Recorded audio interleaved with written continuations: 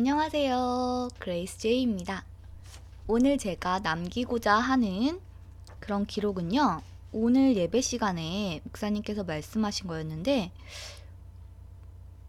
누가복음 6장 27절에서 38절과 관련된 내용으로 제목은 너희가 너희 원수를 사랑하며 입니다.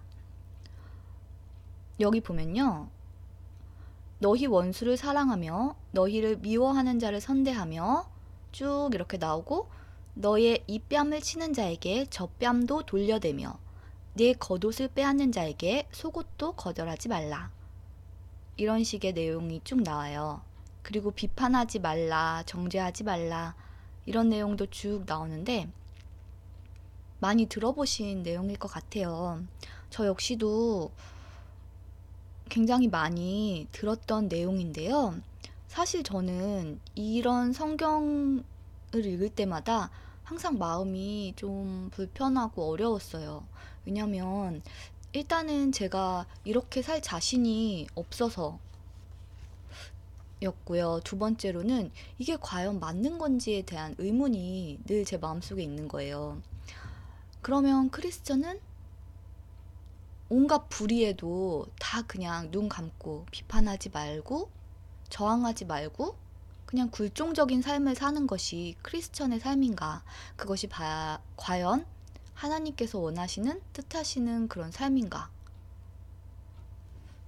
그게 맞는지에 대해서도 의문이고 근데 또 이렇게 나와 있으니까 말도 안 되는 그런 불의 앞에서 나는 그냥 무조건 참고 오히려 더 하라고 내가 뺨을 맞았을 때 다른 뺨도 나 이쪽도 때려 이렇게 하는 게 그게 맞는 건지에 대해서 늘 고민이 있었거든요. 그래서 이날도 사실은 설교가 시작되기 전에 말씀 봉독을 할 때 마음이 굉장히 불편하더라고요. 난 어떡하지? 난 이렇게 살 자신이 없는데?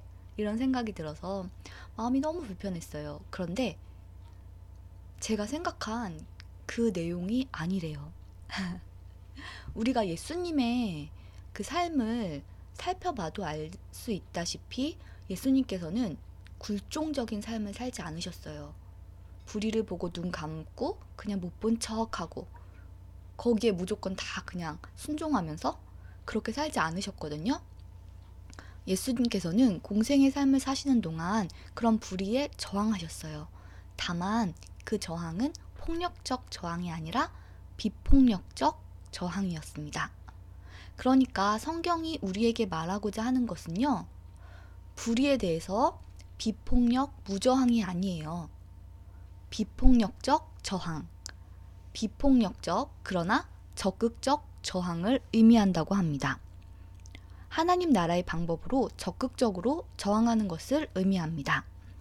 그러니까 이를테면 누가복음 6장 29절에 보면 너의 이 뺨을 치는 자에게 저 뺨도 돌려대며 이렇게 나와 있잖아요. 그러니까 누가 나를 때렸을 때 그냥 무조건 더 때려 이러는 게 아니라 이 시대의 상황을 보면 로마 식민지 시대였잖아요. 이때는 로마 사람이 그 식민지 백성을 때릴 때 오른손으로 오른쪽 뺨을 때렸대요. 왼손은 쓰지 않았대요. 쓰면은 안 되는 거였대요.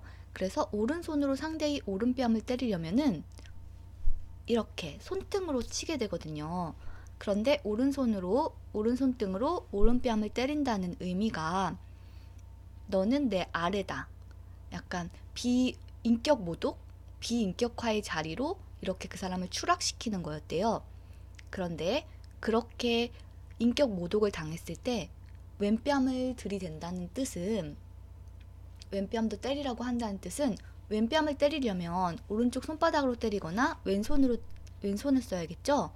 이렇게 한다는 것은 너와 내가 그 때리는 사람과 맞는 사람이 계급장 떼고 붙는다. 그러니까 같은 동급의 위치에 서게 된다는 그런 것을 의미한대요.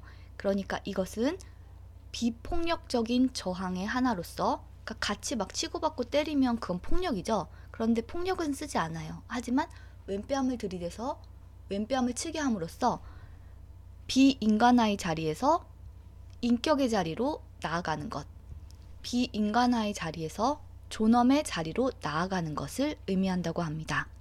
또 바로 이어지는 내 겉옷을 빼앗는 자에게 속옷도 거절하지 말라. 이것 역시 그 당시에는요, 옷을 다 벌거벗는 것이 죄악시 됐대요.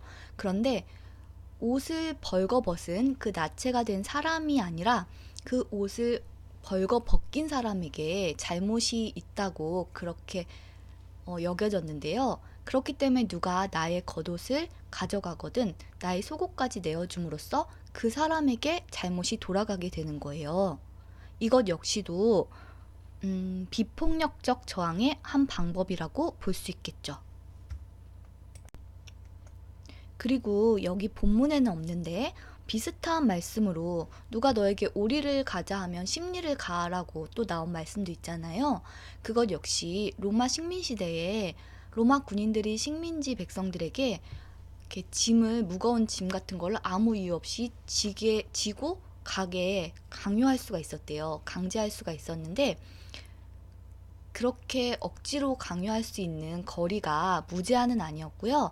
법적으로 딱 오리로 한정이 되어 있었대요. 그래서 오리가 넘어가면 그 사람은 이제 법을 어긴 게 되는 거죠.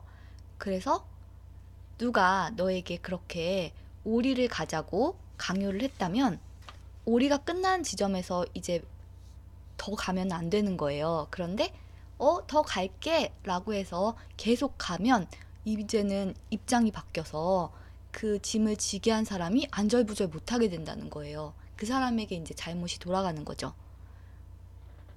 누가 나에게 그런 일을 강요했을 때 안 한다고 하면서 어떤 폭력을 쓰는 게 아니라 이것 역시 비폭력적인 하나의 저항이 될 수 있겠죠. 이것처럼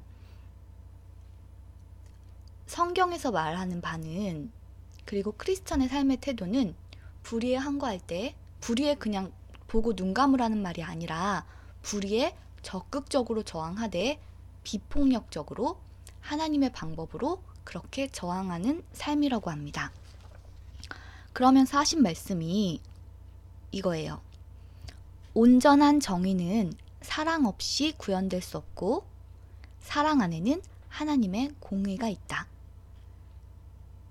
그러니까 사랑이라는 이름 하에 불의를 다 눈 감아주고 공의가 무너지는 것을 그냥 보고 거기에 굴종하는 삶이 아니라 적극적으로 저항하는, 하나님의 방법으로 저항하는 삶이 진정한 크리스천의 삶이고 또 이 말씀의 의미이다 라는 것이었습니다. 그런데 이 말씀을 듣고 나니까 제 마음이 굉장히 많이 편해졌어요. 또 이해가 안 되던 부분들도, 납득이 안 되던 부분들도 다 이렇게 이해가 되면서 다시 한번 말씀을 새롭게 보는 그런 계기가 되었습니다. 그래서 이렇게 기록으로 남기게 되었습니다. 비폭력 무저항이 아니라 비폭력 적극적 저항이라는 거 다시 한번 이렇게 기록으로 남기며 오늘 영상 마치도록 하겠습니다.